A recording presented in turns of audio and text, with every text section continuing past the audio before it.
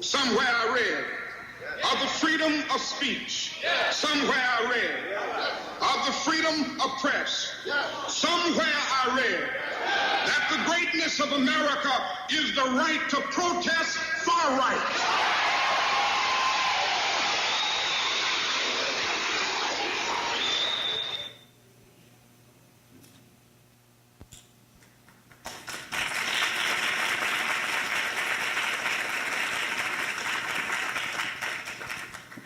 Good afternoon, everyone.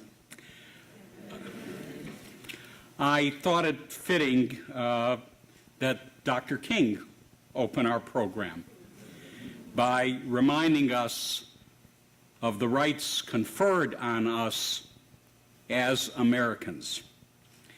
I thought it fitting that we celebrate the ideals through which this country still strives, because that is where we'll find the American greatness so many seem to be looking for today. I'm delighted to welcome you to our celebration of Black History Month and, of course, the legacy of Dr. Martin Luther King Jr. This day for us is an affirmation that there is strength in our diversity, courage in our compassion, and leadership in our service. We still have work to do, of course, hard work. As a university, as a state, as a nation, surely we are not done. But who better to take up the causes for which Dr. King fought and died 50 years ago than institutions like ours? Who better to make real the words that guided his life and his work? His words, "Darkness cannot drive out darkness. Only light can do that." His words, "Hate cannot drive out hate. Only love can do that." So I thank all of you for being the light and the love we need so urgently in our city and in our country. We have some special guests with us today. Dr. Pamela Hammond, our keynote speaker, has brought some family members with her this afternoon, so I welcome the entire Hammond family to our celebration.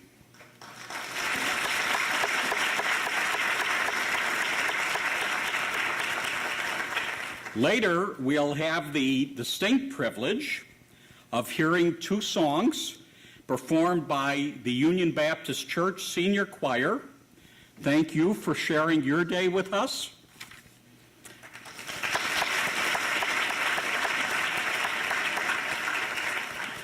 And the choir, literally today, is joined by the leader of Union Baptist Church, its senior pastor, and may I say, Reverend, my dear friend, the Reverend Alvin Hathaway. Thank you.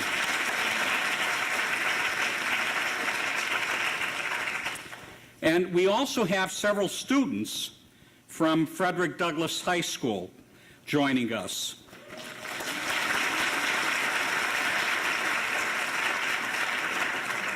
All of you know how much I value having students from our community on our campus, and to the students, we hope to see a lot more of you. And finally, and I'm looking out at them, I thank the Diversity Advisory Council, chaired by Dr. Elsie Steins and co-chaired by Dr. Vanessa Foy, for sponsoring today's program and award ceremony. Please stand, because I'm very appreciative of you.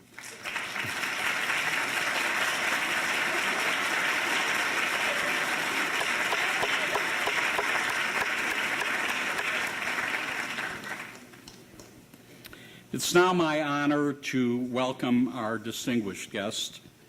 Before I get into some of the credentials that make Dr. Hammond so special to the world, and there are many, I want to make and mention one credential that makes her incredibly special to us. Dr. Patricia Hammond is an alumna of our School of Nursing and one of the school's 25 inaugural visionary pioneers.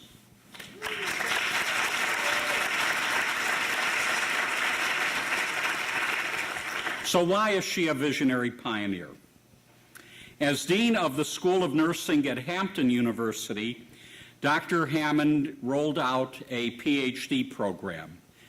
In fact, the very first PhD nursing program ever established at a historically black institution in this country. When Dr. Hammond was promoted to provost of Hampton University, she opened access to higher education by launching Hampton U, the university's first ever online program. She secured $40 million for research, scholarship programs, endowments, grant proposals, and funding spiked upward under her leadership. And when she was selected interim president at Virginia State University, she turned around an $18 million deficit and ended the year with the institution restored to a surplus. She stabilized student enrollment, improved retention, and spearheaded an aggressive program to graduate students in 4 years. Dr. Hammond brings all of this experience and all of these accomplishments to her current role as president and CEO of the Hammond Group, her higher education consulting firm, and to her role as senior consultant at AGB Institutional Strategies, which helps colleges and universities across the country faithfully live their missions. Please welcome Dr. Pamela Hammond.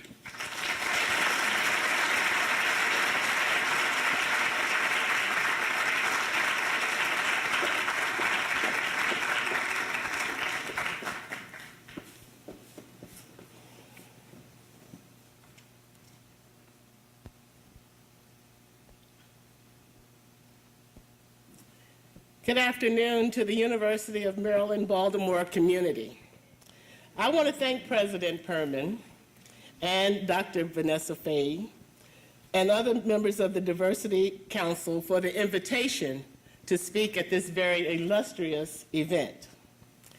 I have to admit, I was very apprehensive about accepting the invitation, partly because it's always hard to talk in front of family. And as a proud alumna of University of Maryland, Baltimore, I consider this home and all of you family. But I did what families always do.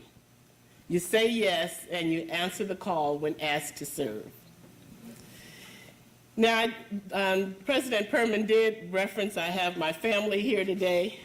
And between my family who accompanied me and all of you, I feel very supported.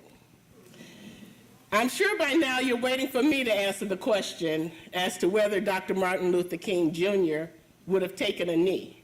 Well, we'll get to that over the next, 30, 45, 60 minutes or so. Oh, goodness, I can't even talk that long today. They only gave me up to 20 minutes, and I'm right about there, so we probably should get started. On April 4th, 1968, one of the most revered leaders that this country has ever known was brutally murdered at the age of 39 with one shot that hit his head and his neck. He was standing on the balcony of the Lorraine Hotel in Memphis, Tennessee. In this, the 50th anniversary year of his death, let us begin with a moment of silence to honor the Reverend Dr. Martin Luther King, Jr.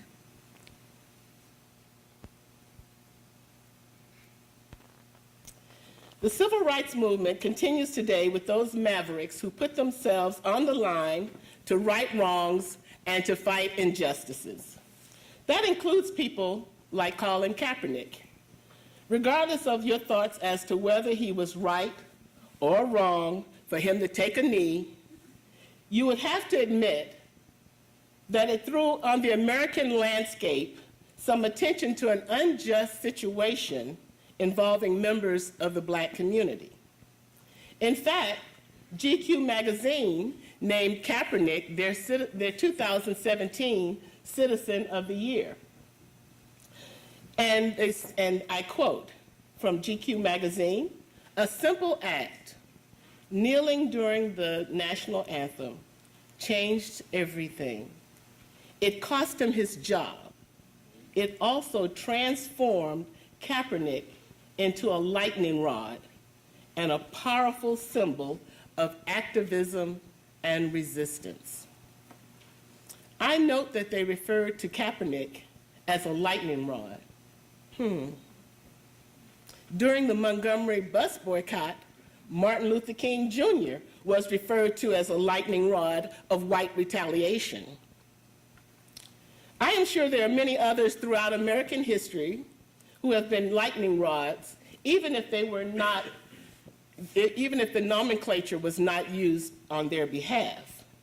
Lightning rods like Crispus Attucks, Harriet Tubman, Booker T. Washington, W.E.B. Du Bois, Medgar Evers, Malcolm X, Thurgood Marshall, and yes, Barack and Michelle Obama.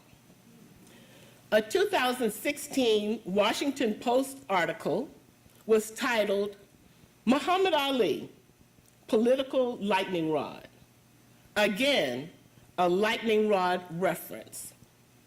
Muhammad Ali died in 2016 and was celebrated by many as an American hero. Those of us who lived through his early years know that Ali, too, was a lightning rod, an activist, a conscientious objector to the Vietnam War, and yes, he was the greatest.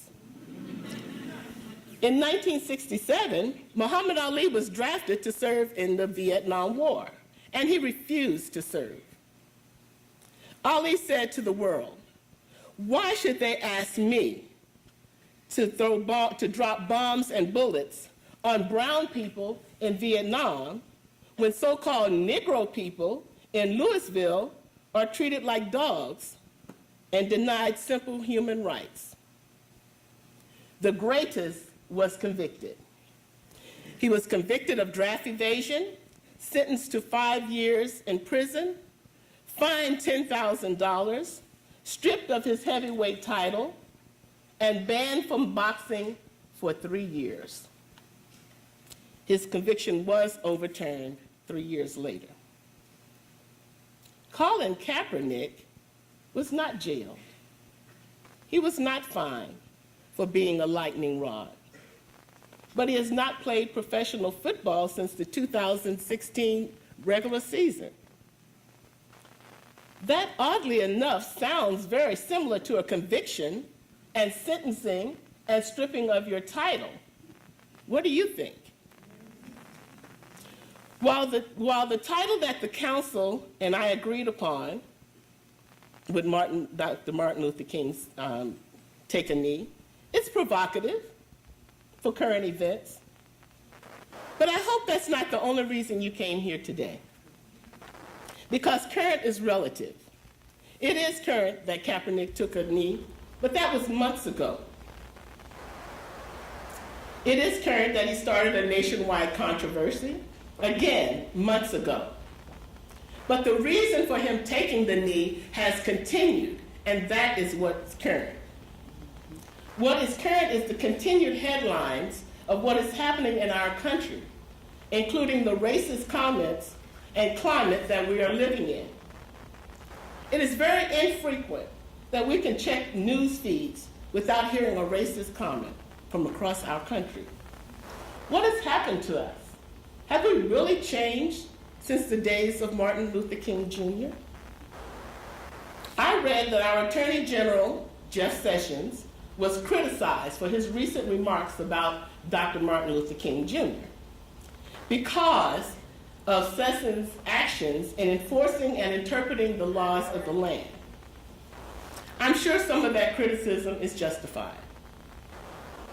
But I related to some of what was in the speech that Jeff Sessions said. He talked about his time growing up in Alabama, and Sessom said, "I regularly saw raw, unvarnished discrimination against a whole people because of the color of their skin." I understand his childhood recollections because in 1960, my family moved from New York to Mobile, Alabama to live with my grandparents. Coming from New York, where all I had ever known was integrated schools and other public places, I was now in the deep South with grandparents who had lived under Jim Crow laws. Let me tell you a short story to illustrate my point. One Saturday morning, my grandmother dressed me up in my Sunday best clothes because we were going downtown to J.C. Penney's to buy new shoes. You used to dress up to go to the store. I know my young people don't relate to that. I was so excited, but my joy waned as soon as I got into the department store and my 10-year-old brain kicked into gear. I saw two water fountains. One was labeled white and one was labeled colored, and I just had to see. So I ran over here and turned on the colored one and ran and turned on the white one, and the next thing I know, I was jerked by my neck. And as I turned around, I saw something that I had never seen on my Mama Cassie's face before. I saw horror, I saw pain, I saw her eyes darting back and forth, scanning the area. I stammered out, "I was just trying to see what colored water looked like." She got close to my face and she said, "Child, you're gonna have to learn your place." Needless to say, we had a very quiet ride on the way back home. Have you seen yourself in the Kaepernick news events? No, I'm not talking about taking a knee at an NFL game. Have you thought about doing something about racism in America? About the poor and disadvantaged? About anyone who needs guidance, a helping hand, or a shoulder to cry on?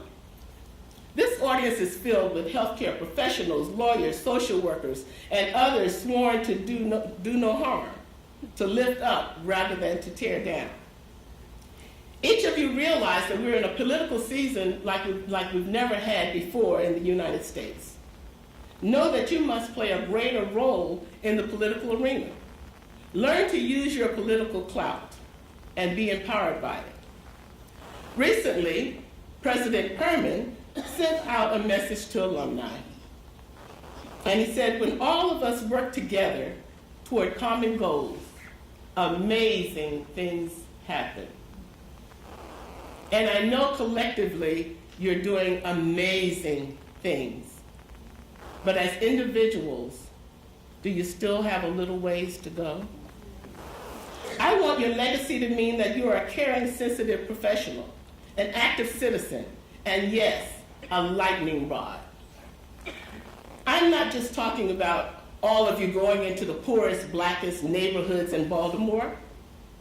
There are plenty of white poor neighborhoods in Baltimore. Please note that I use black and white in the broadest sense. Baltimore is made up of 277 diverse neighborhoods. Surely you can find a place where you can serve. As an active citizen, you must keep up with issues affecting those who are disenfranchised and be prepared to fight injustice wherever you see it. Remember, Dr. King said, injustice anywhere is a threat to justice everywhere. I must confess, I've not always looked beyond the obvious. I was not always a very active citizen for a variety of reasons. At Tuskegee Institute in the 60s and 70s, there were still some marches going on. My mother, a single parent of 7 children, said, "Remember, if you lose that scholarship, you're coming home. And you're going to be a nurse aide at Mobile General the rest of your life." Like many of you, I knew she was telling me the truth. Because I was the first in my immediate family for which a college degree even seemed a possibility. I knew I could not mess up. I could not afford to be expelled or suspended. For like many of you, I had people in my corner depending on me. People praying, laughing, and crying throughout my matriculation at Tuskegee. So what did I do? I cut my hair and I wore afro. And I made the power to the people sign. And I looked the part as I made it to the library.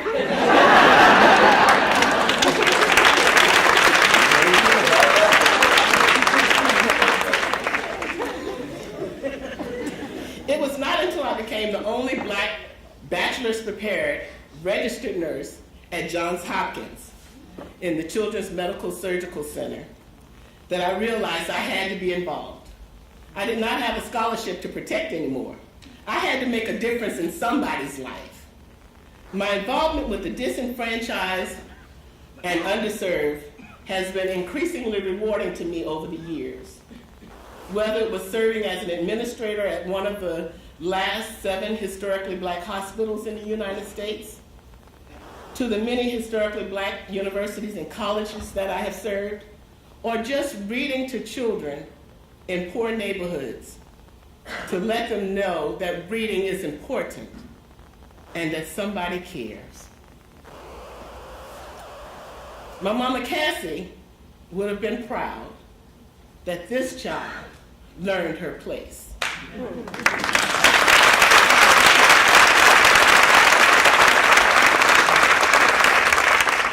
I challenge all of you to honor Dr. King by giving back to your communities. I was asked to speak to the students about my time here at the University of Maryland School of Nursing. Now, that was a long time ago, students, but here we go. So I'm going to pause now to just give a few remarks about my time here. But to relate my story that I want to tell about the University of Maryland, I need to take you back to my time at Tuskegee. My PEDS teacher was a small white woman who on the first day of class folded her hands, looked around the class, and said, "I just want to tell you before the semester begins that colored girls just don't get A's in pediatrics." She said a lot of things after that. I was already plotting on how I was going to make a liar out of her.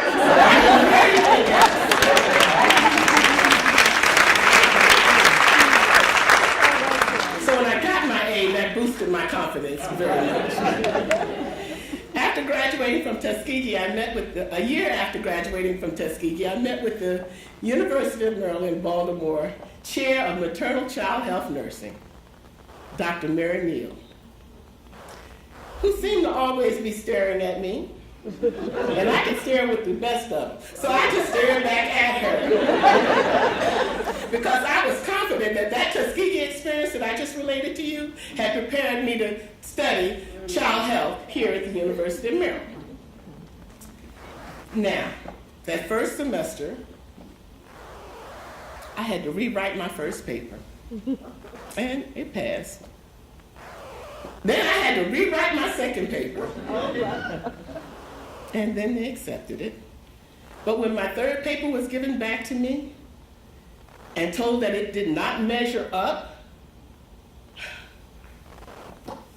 I decided the white folks just don't want me here.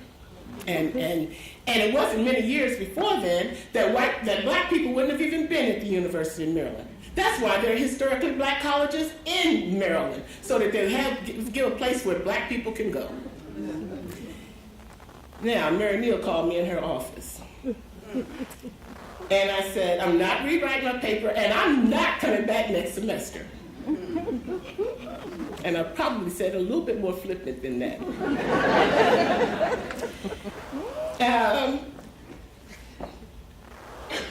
After we stared at each other in a little moment of silence, she said, okay, I understand, but I want you to do this.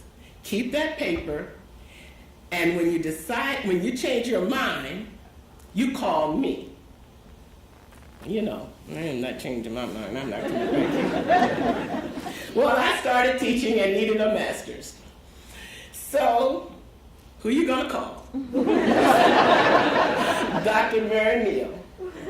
She said, first, reread your paper, then come see me tomorrow. I have to admit, I was thrilled to hear the smile in her voice. The paper was about the development of prejudices in children. While the research was great, in my opinion, the format and structure did need some attention, and I had to admit that. I had to get in my head that maybe I was rewriting my papers because they were not up to par.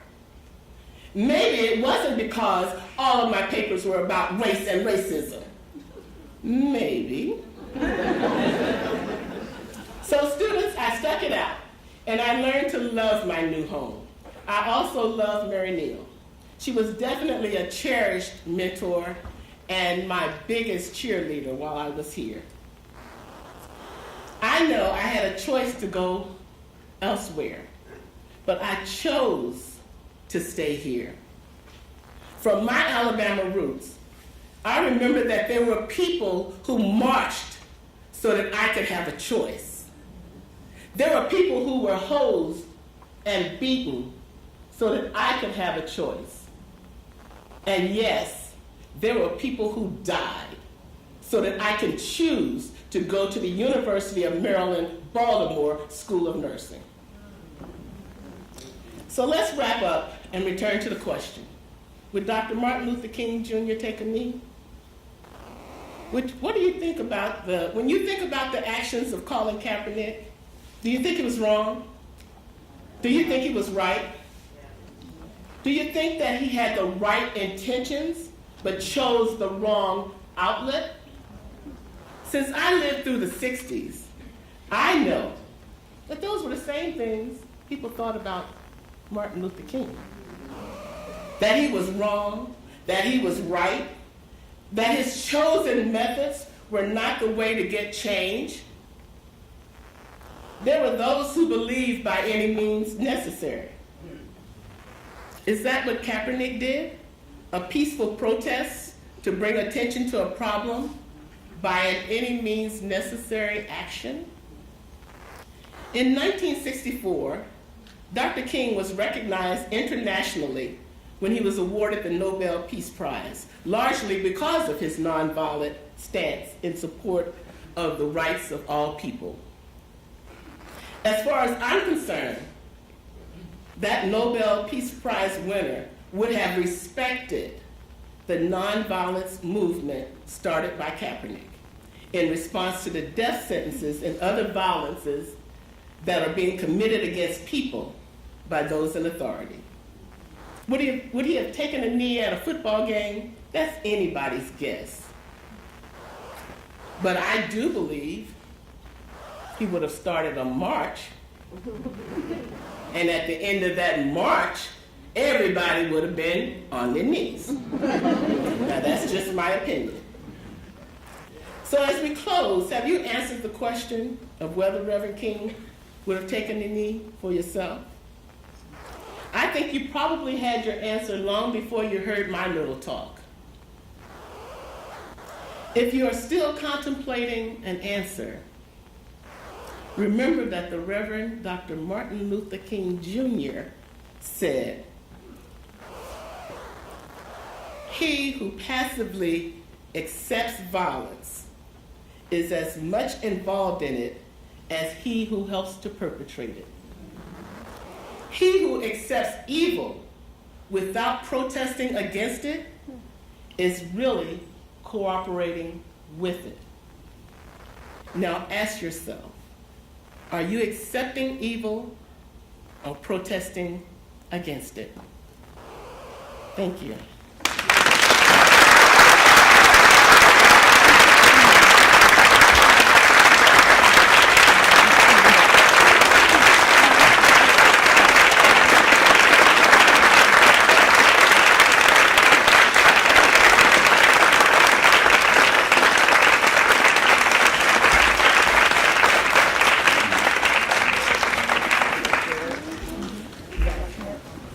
Well, it's hard for me to say anything.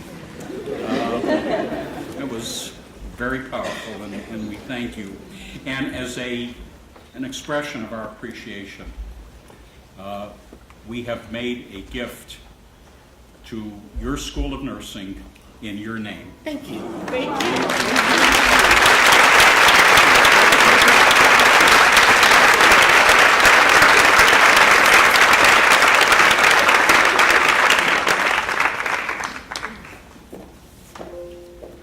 Well, we'll remember that talk.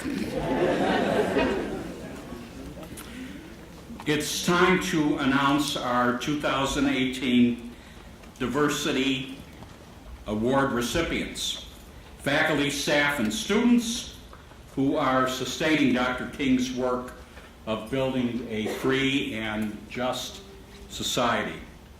Our first award, the Faculty Award, goes to Dr. Bret Hassel, Associate Professor of Microbiology and Immunology in our School of Medicine. Dr. Hassel has demonstrated throughout his career a singular dedication to increasing the diversity of students pursuing biomedical and scientific careers. And the School of Medicine, in no small measure due to him, is a leader in its work to diversify this nation's pipeline of physicians and scientists. In fact, there are 16 programs within the School of Medicine dedicated to increasing the diversity of its own applicant pool and helping other universities to do the same. In more than half of these programs, you can draw a straight line to Dr. Hassel, either as the program leader or as a vital contributor. He co-leads a program with Towson University to prepare underrepresented students to pursue master's and doctoral degrees in science, and he works intentionally to boost minority student representation in his own microbiology program. His vision and leadership are invaluable, and I do mean that literally, Bret, to our UMB CURE Scholars Program, our middle school program designed to prepare our city students for health science careers. He led our effort to win a 5-year award from the National Institutes of Health in support of the CURE program. He's mentored the program staff and built capacity to sustain growth. There are simply too many examples to mention them all. But in one of the nominations for Dr. Hassel, I saw this sentiment, which I think is just as powerful as any list of accomplishments.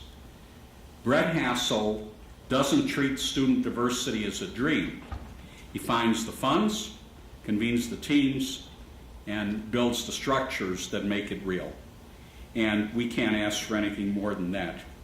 So I'm honored to present Dr. Bret Hassel, the 2018 Dr. Martin Luther King Jr. Faculty Diversity Award, and I ask Dr. Hassel and Dr. Jim Caper, Senior Associate Dean at the School of Medicine and Dr. Hassel's Department Chair, to join me.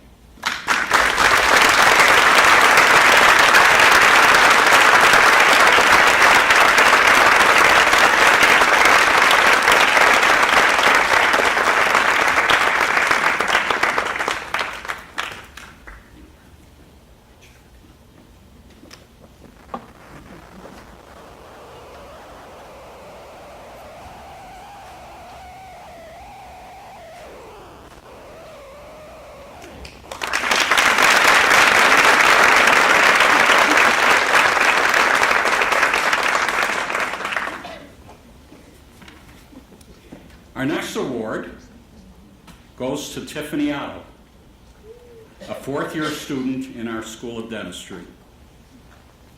Ms. Otto has organized several efforts inviting students and others to reflect on what we mean by equality and, Dr. Hammond, what we'll do to achieve it. She's organized forums where students gather to discuss local and national events that have galvanized and polarized people, specifically the rampant shooting deaths nationally of unarmed black men and the consequent social unrest here in Baltimore and across the country.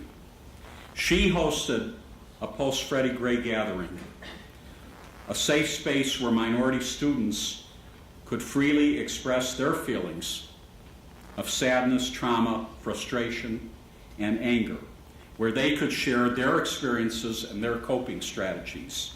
Non-minority students, meanwhile, were invited to listen and to better understand the multitude of those emotions running so high. Ms. Otto's goal always is to promote healing among students across schools and disciplines and to map a productive way forward. She has used her high-profile leadership positions in several local and national student organizations to develop dozens of community service initiatives, to conceive and create a program that mentors city high school students pursuing dental assistant careers, and to host events that cultivate and engage Maryland's minority student community. It's no accident that under her leadership, Maryland's chapter of the Student National Dental Association won the Chapter of the Year award 2 years in a row.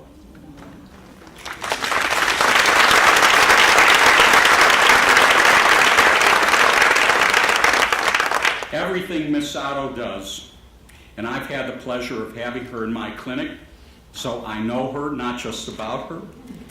Her service, her scholarship, her advocacy, her engagement, she does it as a full-time job. And I hope you'll get something of a break as you move on to your residency. Ladies and gentlemen, it's my honor to present a wonderful student, Ms. Tiffany Otto, the 2018 Dr. Martin Luther King Jr. Student Diversity Award.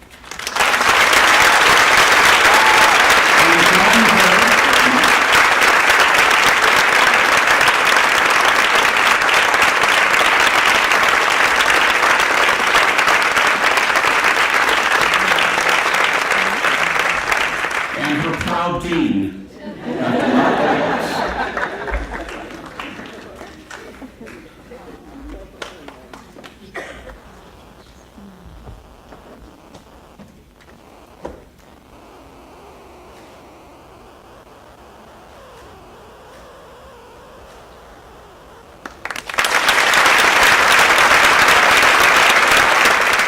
Now, our final award, the SAF Award, goes to the UMB CURE Scholars Program and the people who run it with such deep dedication. Executive Director Robin Saunders, Assistant Director Lauren Kareem, and our Program Coordinator, Warren David McCraw. Now look, I know what you're thinking. I had something to do with this. And I'm going to say unabashedly, you all know that the CURE Scholars Program is one of the things we do here that's very close to my heart. Having said that, I had nothing to do with this. It's, for those of you who don't know, the first NCI CURE program that begins in 6th grade nationally. It's designed to strengthen the pipeline that leads children now from 3 Baltimore City middle schools into rewarding STEM and healthcare careers.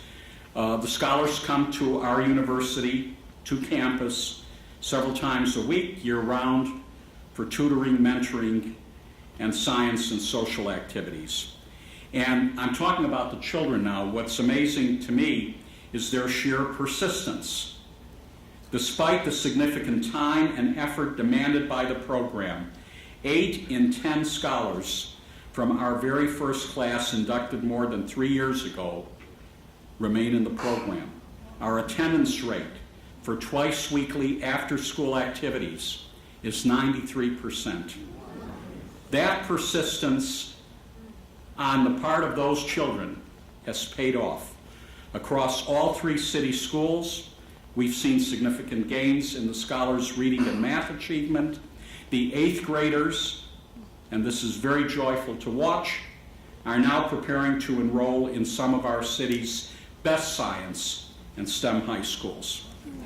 Every school at UMB, all of you, have become an integral part of this program, offering hands-on activities, tutoring, developing curricula, hosting workshops.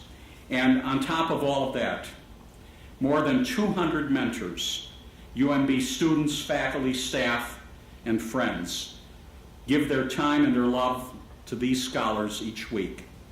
And the point I'm making is that this award is therefore shared by many, including something that we've dubbed the Dream Team that steers and runs the program. But I'd be remiss if I didn't acknowledge the tremendously hard work and long hours put in by the program's full-time staff, who built this program from nothing and have put everything of theirs into making it the phenomenal success that it is. So on behalf of the program, it's an honor to present the 2018 Martin Luther King Jr. Staff Diversity Award to the UMB CURE Scholars Program, and I'm going to ask Dr. Robin Saunders, Ms. Lauren Kareem, and Mr. Bourne David McGraw to come up to the stage.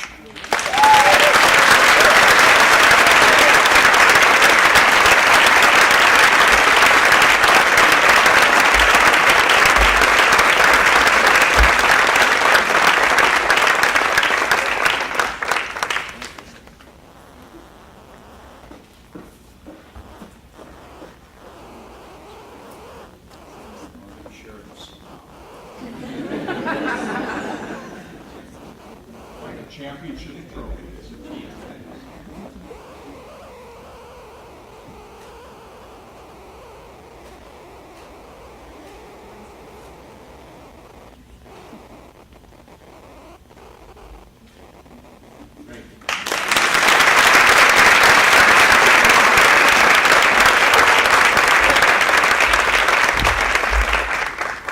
So I told you we had some special guests, in addition to some great students from Frederick Douglass.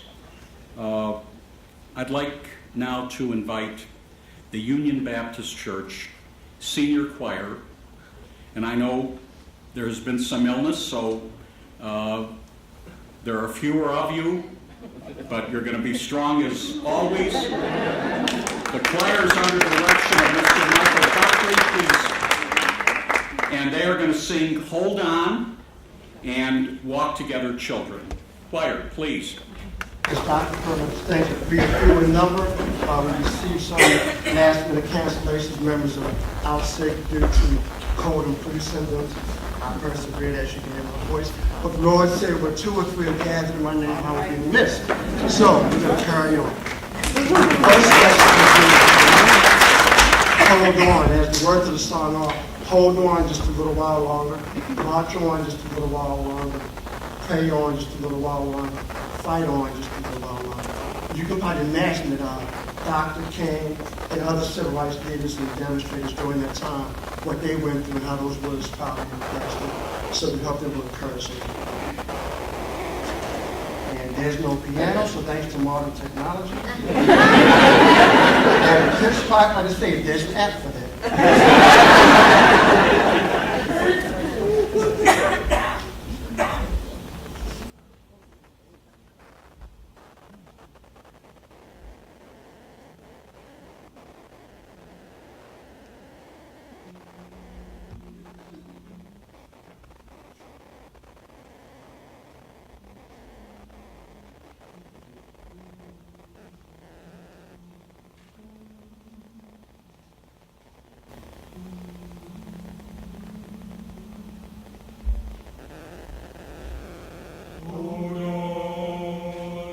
just a little while longer.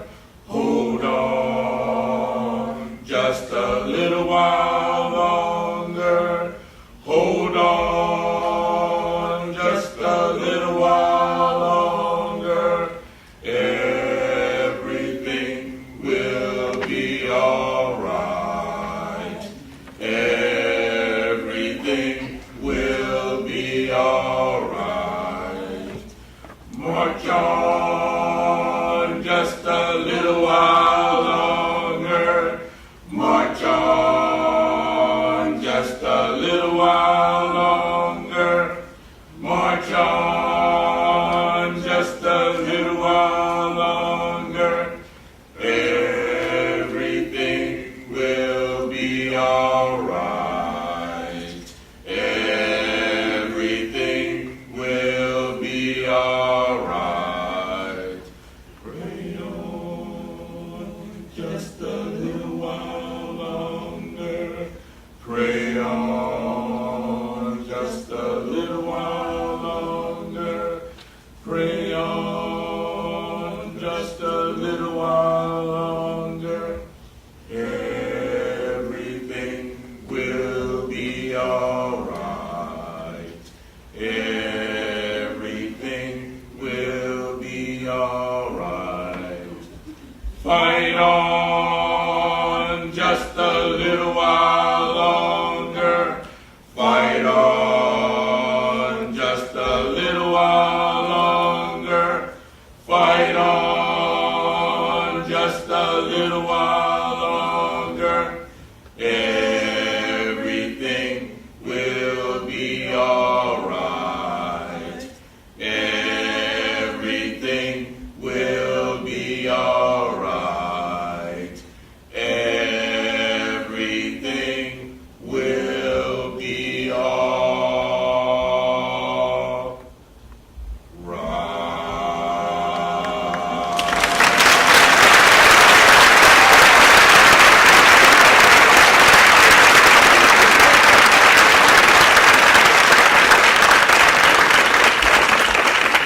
Changed our second selection because we don't have any sopranos. So I'm going to give everybody, the sopranos lead that next selection very strong. So I'm going to give everybody here the contact information of the sopranos, and you can blame them because you're going to all sing this next selection. This next selection is entitled "Guide My Feet." It's very simple. It's going to be done in unison. First verse is, "Guide my feet, Lord, while I run this race. Guide my feet, Lord, while I run this race. Guide my feet, Lord, while I run this race, because I don't want to run this race in vain." Some of you may be familiar with this. The second verse, "Hold my hand, Lord, while I run this race," etc. The third verse, "Stand by me, Lord, while I run this race." And then we're going to go back to "Guide my feet." We're going to sing the first verse, then I expect everybody join in for the second verse. See, I thought this was going to come and sit and think you're wrong.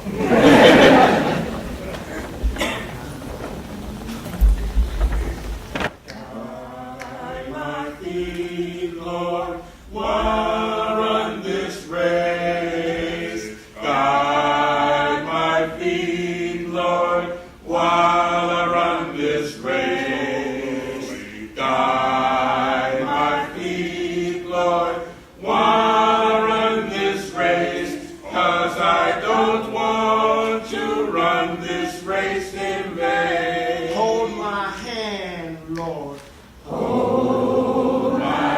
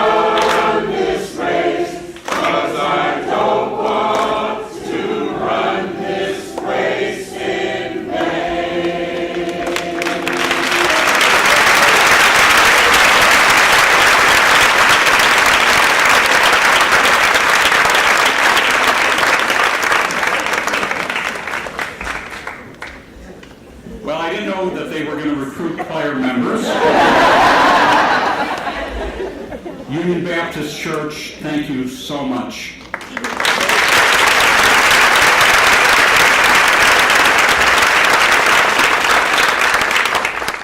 Well, Dr. King famously said, and you know this as well, he said, change does not roll in on the wheels of inevitability, but comes through continuous struggle. So I thank all of you for engaging in the struggle, each in your own way, for lending your courage and your compassion to the unfinished business of equality, humanity, and justice for everybody. And I hope you'll join me in the atrium for some food and fellowship. Thank you very much.